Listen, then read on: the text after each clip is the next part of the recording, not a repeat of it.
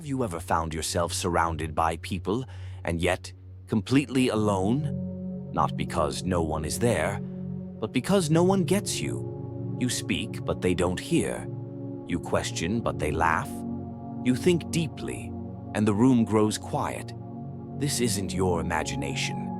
There's something about deep thinking, about seeing past the surface of things, that sets you apart, but not in the way people often admire, in a way that makes them uneasy. Why? Why does thinking deeply often feel like drifting away from the world rather than getting closer to understanding it? Let's explore that. The burden of clarity. Deep thinkers don't just ask questions, they see through illusions. Where others find comfort in common beliefs, they find contradictions. Where most people stop asking, deep thinkers dig deeper. But clarity has a cost. Because when you start to see things clearly, when you strip away the layers of illusion, what you often uncover isn't pretty. It's complex, it's uncertain, sometimes it's painful. And society doesn't like that. Most people don't want to see, they want to believe. And those who challenge belief, who challenge the narratives that hold society together, become a threat. Not because they're aggressive, but because their presence makes people think, and thinking is uncomfortable. Why people resist deep thinkers? It's strange, isn't it? Someone can be kind, compassionate, intelligent, and still feel like an outsider. So why does society so often push deep thinkers to the margins? It comes down to this. Deep thinkers don't just share ideas. They reflect what others aren't. That reflection, the mirror held up to shallow thought, creates discomfort. Psychologists call this cognitive dissonance. It's the mental discomfort we feel when confronted with something that challenges our core beliefs. Now imagine being the person who triggers that discomfort in everyone you meet. Not because you're trying to, but simply by being curious, thoughtful, honest. That's what deep thinkers experience. It's not rejection of the person, it's rejection of the disruption they represent. The myth of intelligence as power. We like to believe that intelligence is respected, that smart people rise to the top, that society values wisdom. But history and real life tell a different story. From Socrates, who was sentenced to death for corrupting the youth, to modern intellectuals who are ridiculed online, the truth is this: society doesn't always reward intelligence. It rewards usefulness.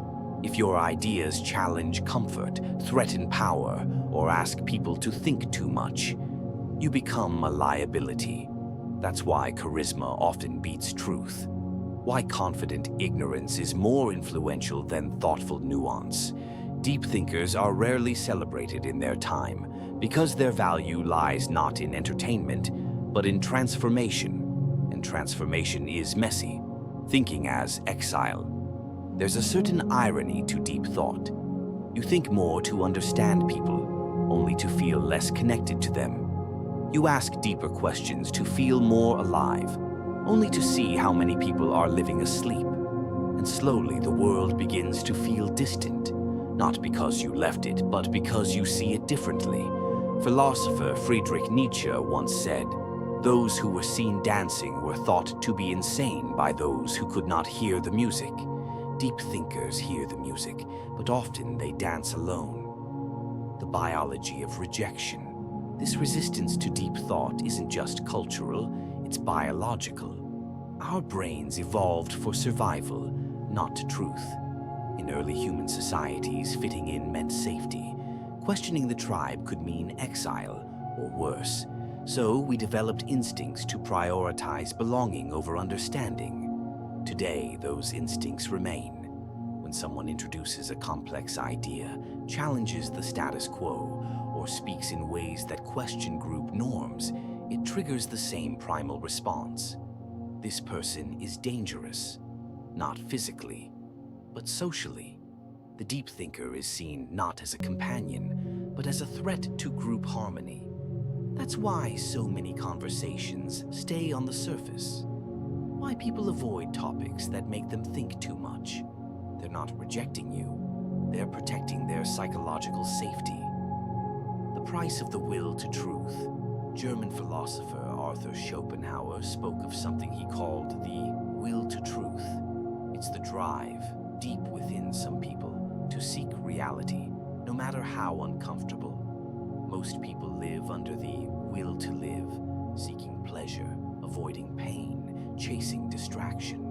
But for the deep thinker, truth is worth more than comfort, and that truth isolates, because it reveals the absurdity of human ambition, the fragility of relationships, the emptiness of small talk, the cracks in the systems we rely on. It makes the deep thinker question things others take for granted, and those questions can't always be shared, at least not without consequence. The quiet strength of isolation. But here's the part most people miss. Isolation isn't always loneliness. Sometimes it's clarity. When deep thinkers step back from the noise of society, they find space. Space to reflect, to grow, to become. They begin to see solitude not as punishment, but as refuge, a place where thoughts can unfold freely, where depth isn't a liability, it's a gift. And in that silence, something powerful happens. They begin to hear their own voice, their own questions, their own truth, without the need for validation. Why deep thinkers are needed. Now more than ever, we live in an age of noise, an age where opinions scream louder than ideas, where speed is prized over depth, where attention spans shrink by the second. In this world, deep thinkers are rare, and therefore essential, because they slow down, they question, they listen, not just to others, but to the silence underneath. They remind us of what it means to be human, to wonder, to doubt, to seek something beyond pleasure, beyond status, beyond approval. They may not be the loudest voices, but they are often the most honest, a final reflection.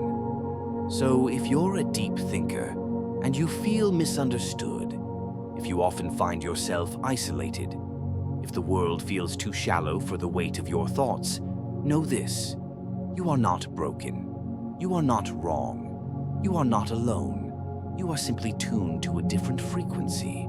And while others chase noise, you seek signal. While others crave comfort, you crave meaning. That path may be harder, but it is also more real. And in a world drowning in distraction, the one who dares to think is the one who can truly see. Stay curious, stay thoughtful, and never stop asking why.